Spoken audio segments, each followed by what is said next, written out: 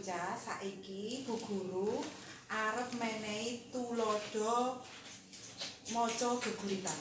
Tulodo kuwi apa?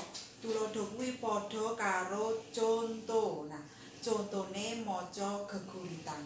Digatekake. Nah, Bu Guru maca, bocah-bocah gatekke nggih.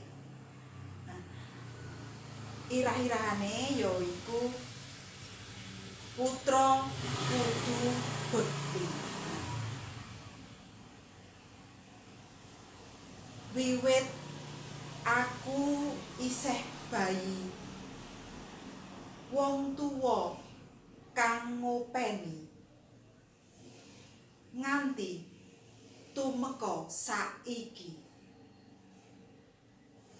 tansah tetep gemati,